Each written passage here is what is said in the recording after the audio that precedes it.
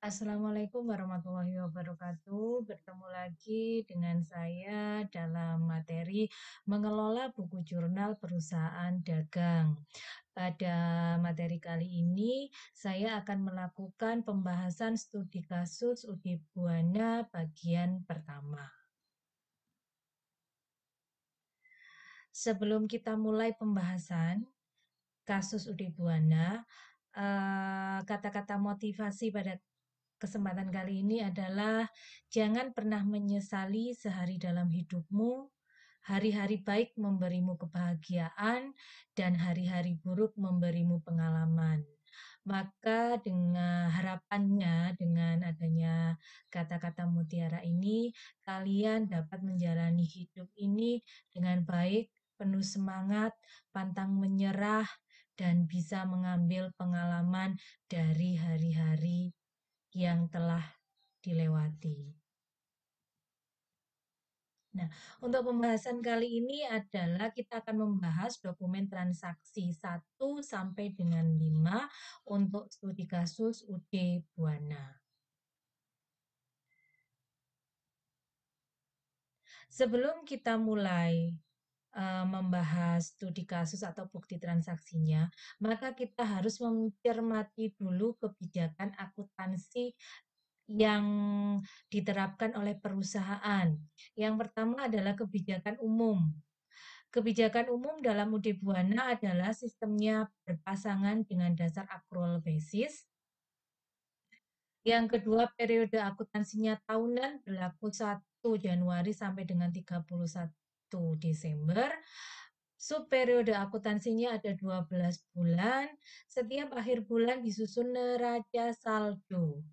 Jurnal khusus dan jurnal umum untuk mencatat transaksi dan transaksi menggunakan mata uang rupiah atau single currency. Itu untuk kebijakan umumnya. Sedangkan untuk kebijakan pembelian, setiap pembelian memperhitungkan PPN masukan 10% dari nilai pembelian. Beban transport ditanggung oleh perusahaan. Setiap retur pembelian akan memperhitungkan pengurangan atas nilai hutang dan PPN masukan. Termin pembayaran net 30, artinya pembayaran dalam 30 hari. Keterlambatan pembayaran hutang didenda 1% dari nilai hutang atau nilai pembelian. Asumsinya, faktur pembelian yang diterima sesuai dengan faktur pajak standar. Yang selanjutnya adalah kebijakan akuntansi untuk pengeluaran kas. Pengeluaran kas di atas 1 juta dilakukan dengan cek, jadi menggunakan akun cash in bank.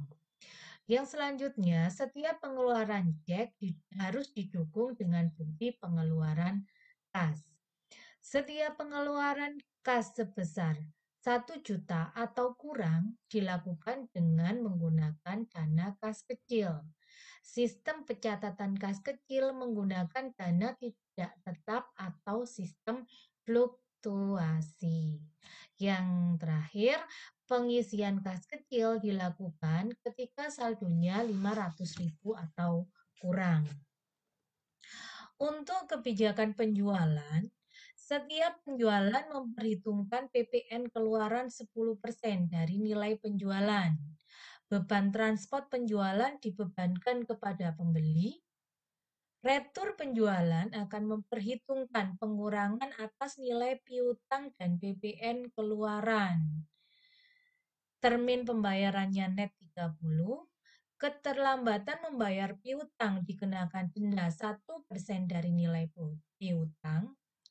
Penjualan jasa pelatihan dilakukan secara tunai ditambah 10% PPN keluaran.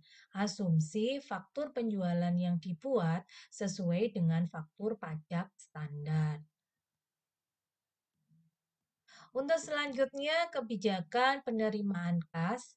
Setiap penerimaan kas langsung disetor ke Bank Mandiri. Jadi, setiap penerimaan kas, akunnya langsung cash in bank. Dana perusahaan disimpan dalam rekening Bank Mandiri yang tertera di kasus. Untuk kebijakan persediaan, menggunakan sistem perpetual dengan metode average, kartu barang untuk mencatat persediaan, keluar dan masuk untuk setiap item barang dagangan disediakan. Yang terakhir adalah kebijakan penyusutan aktiva tetap. Penyusutan aktiva tetap dihitung dengan metode garis lurus. Perhitungan beban depresiasi atau beban penyusutan dilakukan pada setiap akhir bulan. Penyusutan aktiva tetap dihitung dengan metode garis lurus, nilai residunya 3.300.000 untuk umur ekonomis 4 tahun. Itu tadi adalah kebijakan akuntansi untuk UD Buana. Selanjutnya, kita akan membahas dokumen transaksi 1. Dokumen transaksi 1 seperti ini. Transaksinya ada bukti transaksi pengeluaran kas sebesar 2.500.000 untuk pembayaran gaji karyawan bulan November. Kita masukkan apa bukti transaksi ini? Bukti transaksi ini kita masukkan ke dalam Kas Disbursement Journal atau jurnal pengeluaran kas. Nah, jurnalnya nanti akan seperti ini. Tanggal kita masukkan ke tanggal, nomor bukti kita masukkan ke nomor bukti, keterangan atau description kita isi dengan pembayaran gaji karyawan bulan November. Pembayarannya menggunakan cek, jadi nomor ceknya kita isikan pada kolom nomor cek, lalu jumlahnya kita isikan pada debit dan kredit. Nah, untuk akunnya kita memakai akun expense payable. Kenapa kita memakai expense payable? Di sini kita harus melakukan analisis dulu. Dokumen apa yang harus kita analisis? Yang kita analisis adalah kita harus melihat dulu neraca saldo awal per 30 November 2018. Di dalam neraca saldo per 30 November, kita lihat akunnya expense payable. Jika akun expense payable ini ada isinya, ini asumsinya bahwa pada tanggal 30 November terjadi jurnal penyesuaian atau terjadi jurnal beban gaji pada utang beban. Jadi, beban gaji sudah dicatat pada bulan November. Maka jika jika di dalam expense payable terdapat saldo seperti ini, maka jurnal yang kita buat, maka kita menggunakan akun expense payable. Tetapi jika jumlah saldo dari expense payable ini kosong, maka asumsinya kita tidak melakukan jurnal penyesuaian atau kita tidak melakukan jurnal untuk mencatat beban gaji, maka gaji bulan November belum dicatat. Maka jurnal yang kita catat di dalam jurnal pengeluaran kas memakai akun beban gaji.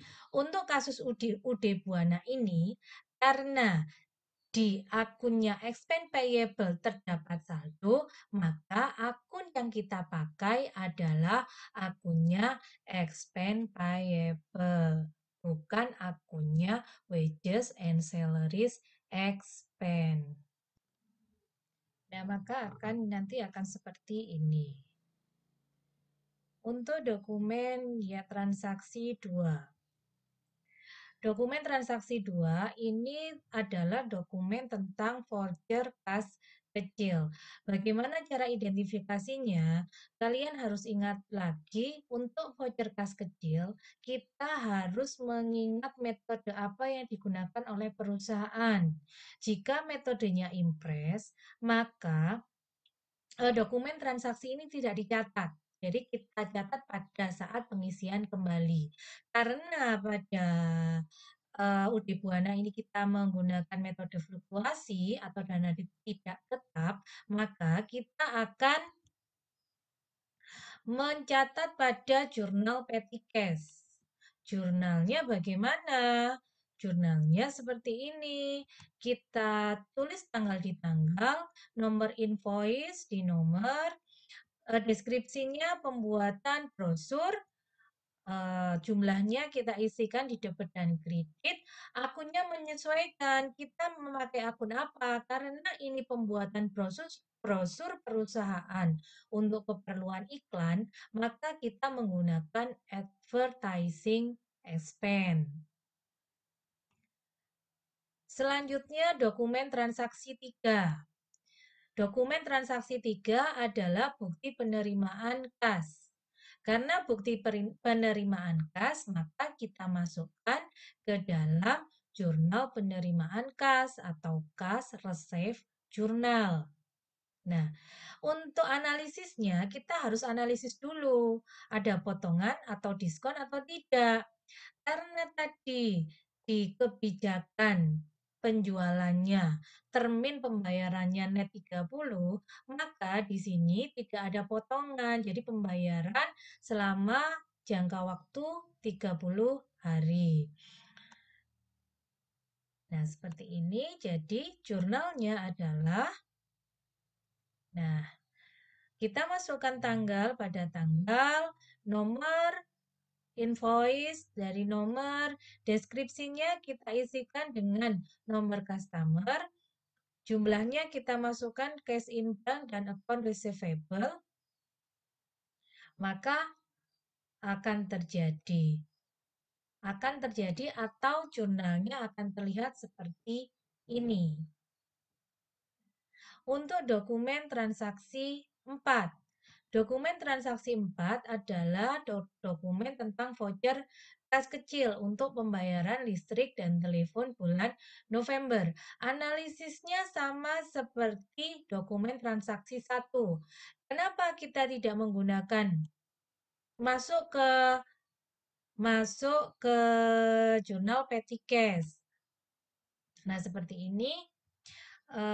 Tanggal pada tanggal, nomor invoice pada nomor, keterangannya pembayaran listrik dan telepon bulan November, jumlahnya masukkan ke kolom debit dan kredit. Untuk akunnya disesuaikan dengan transaksi, kita memakai expense payable, analisisnya seperti transaksi 1. Karena pada akun expense payable di neraca saldo awal ada nominalnya. Jadi asumsinya pada bulan November telah terjadi pencatatan atas beban listrik dan telepon seperti ini. Dokumen transaksi 5. Bukti transaksi 5 adalah bukti transaksi untuk penjualan. Kita analisis dari mana? Kita analisis dari digital elektronik adalah customer. Lalu kita masukkan ke dalam sales journal. Jurnalnya bagaimana? Jurnalnya seperti ini. Cara memasukkannya, tanggal kita masukkan tanggal, nomor invoice kita masukkan invoice, keterangan kita isi dengan nama customer, jumlah kita masukkan account receivable, total harga masukkan sales, PPN kita masukkan PPN outcome. Untuk COGS pada inventory kita ambil dari kartu persediaan. Nah, jadi pencatatannya tidak hanya berhenti di sales journal, tetapi kita harus melanjutkan untuk mencatat kartu persediaan guna memperoleh jumlah inventory jumlah COGS pada inventory. Sekian, kita bertemu di part 2. Wassalamualaikum warahmatullahi wabarakatuh.